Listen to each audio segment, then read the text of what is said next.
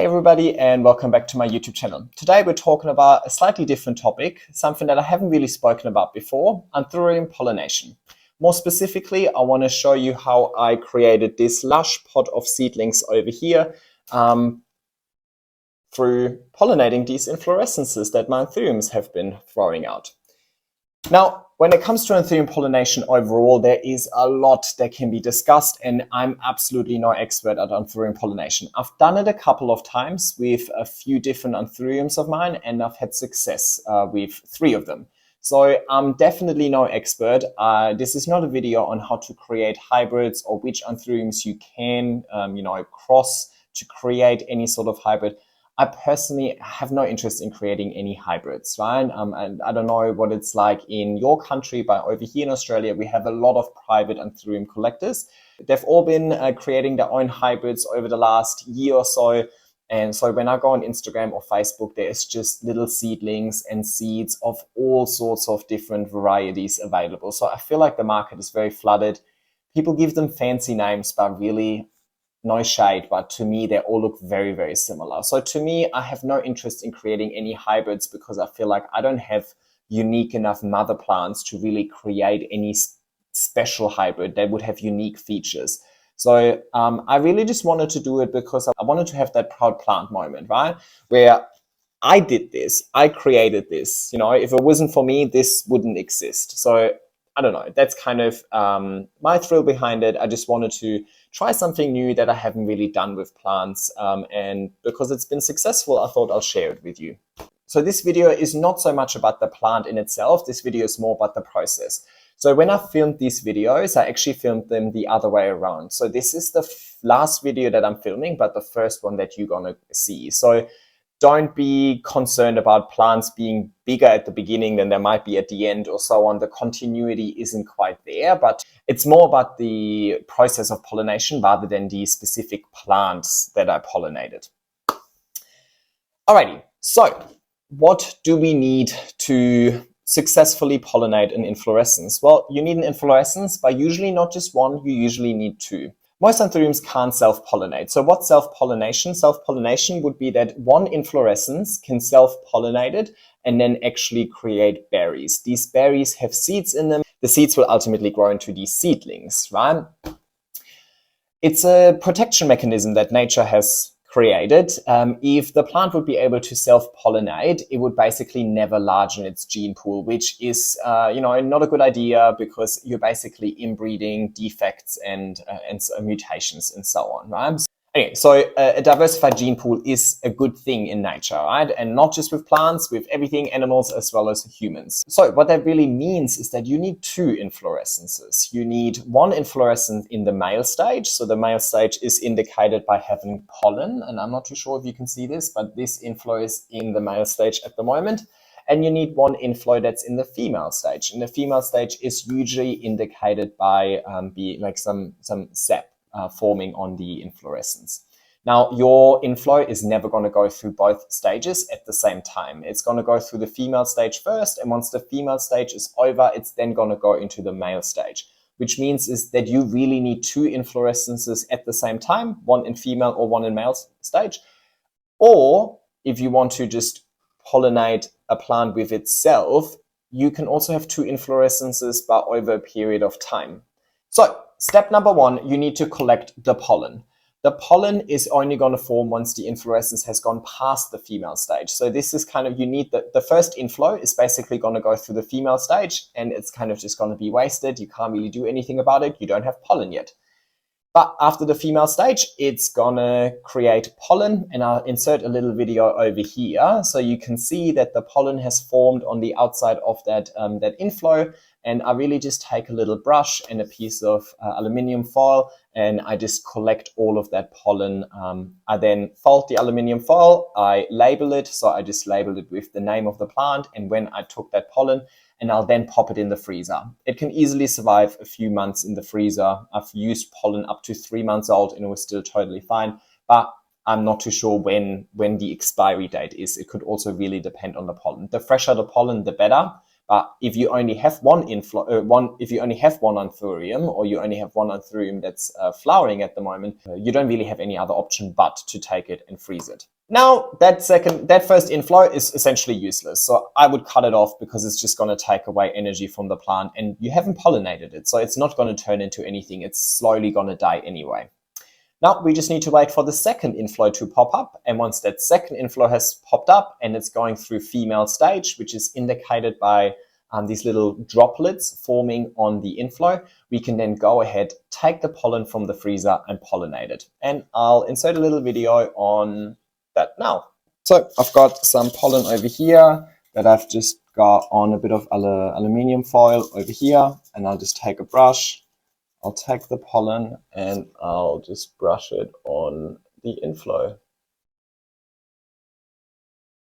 Let me maybe stand up. Now, that inflow might be juicy for a couple of days, so you don't need to do this just once. If the following day there's still some sap on the inflow, I will definitely just do the same thing again. And same goes with pollen. Sometimes the plant produces quite a bit of pollen, so I just kind of harvest it, put it in the freezer. A couple of days later there might be more pollen. To be really honest, I'm not super careful with this stuff. I usually just do this with my finger and kind of just, you know, really rub it on there.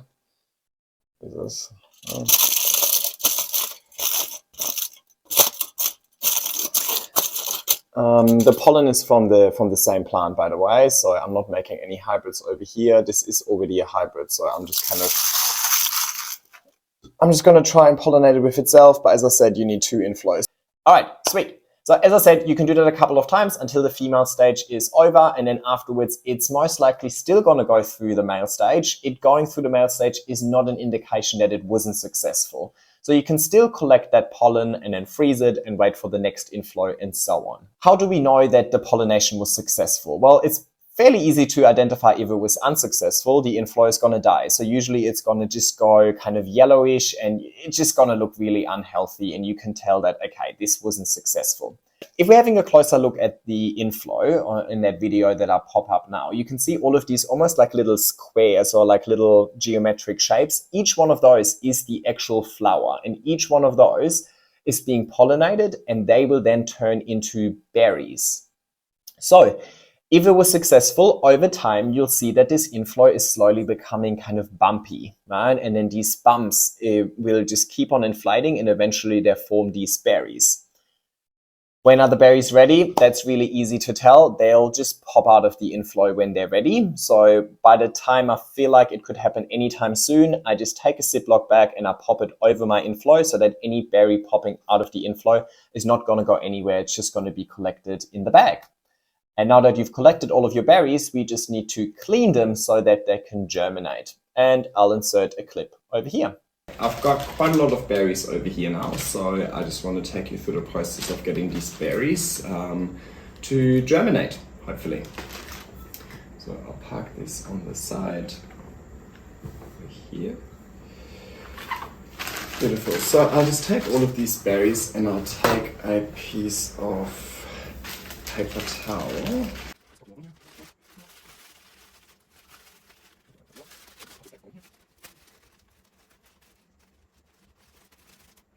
Alright, so I've got all my berries on here, so I just want to squeeze them out, and usually you'll find that in each berry you've got 1 or 2 little seeds. So I'll just squeeze.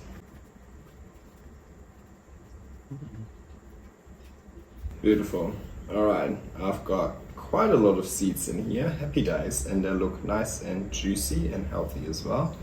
So I'll just pop them in some water to give them a little rinse. Beautiful, so I just pop this in water and I just give it a little rinse, and then I'll just drain it all.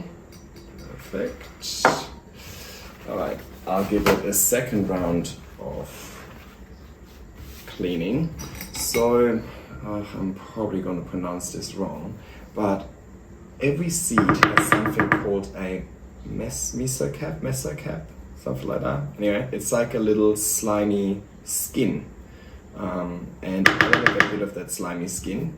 so that it can germinate better.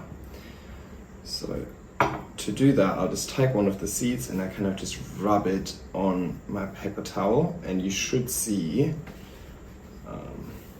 like a little bit of juice, and this seed should feel not slimy after you rubbed it on there. So I'll just do that.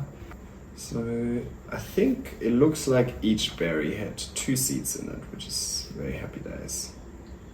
I have to admit, I normally just cut inflorescences off, because inflorescences, and especially infructescences, so infructescences, as soon as they start forming the berries, I think that's when you start referring to as infructescence instead of inflorescence. But forming these berries and forming the inflorescences takes a lot of energy for the plant. So you'll see that your leaves might decline a little bit in health and get yellow, because the plant is just focused on putting its effort into the berries instead. Perfect. Alrighty, so I could probably just do the same thing again, but can't really be asked to do that.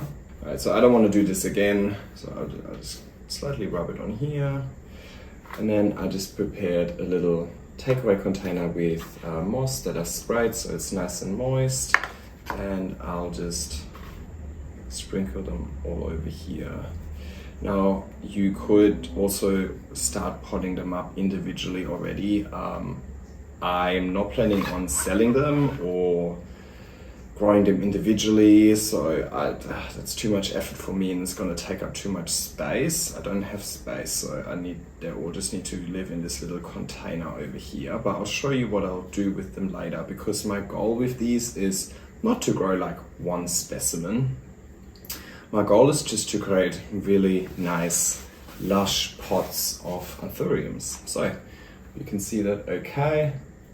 So I just popped all of the seeds on here. All right, beauty. So we popped them in moss and they're ready to germinate. It's just really important to keep it warm, bright, and moist at all times.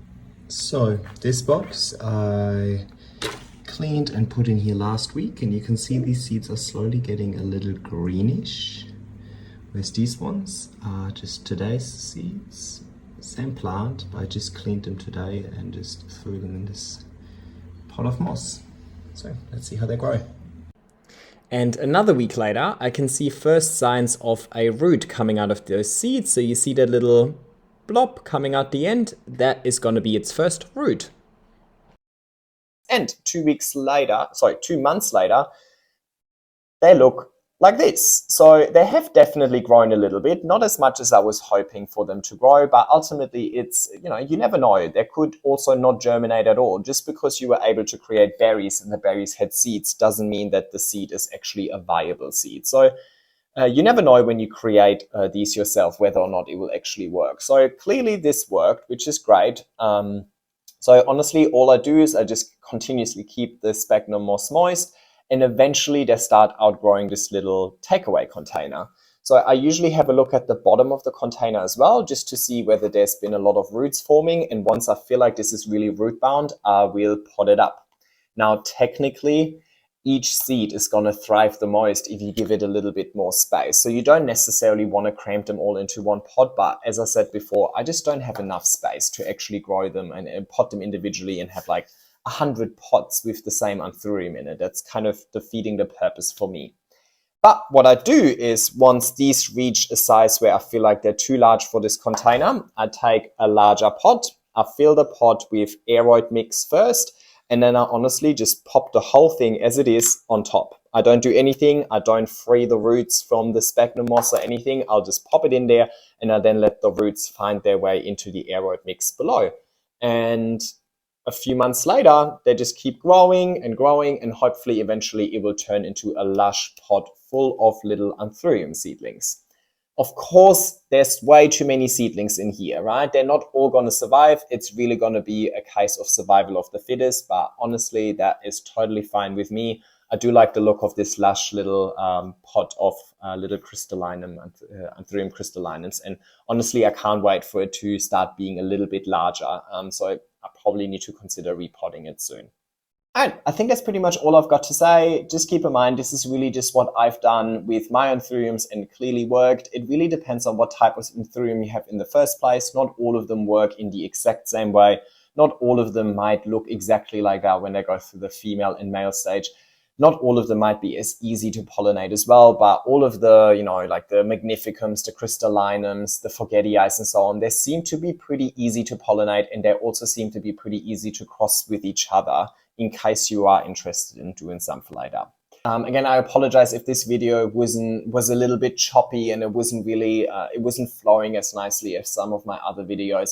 Also apologize for the audio in that clip where I was cleaning the Anthuriums. I filmed that a long time ago before I actually had a microphone. So yeah, and I can't quickly redo it. I would need to grow berries for the next 3 to 4 months before I could redo it anyway. So I thought, you know what, hopefully it's not that bad. Hopefully I still managed to get my point across.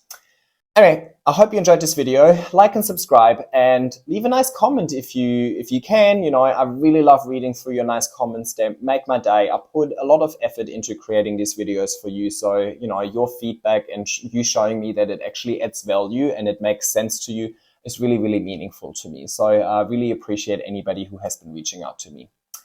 All right, that's it. Happy growing and take care.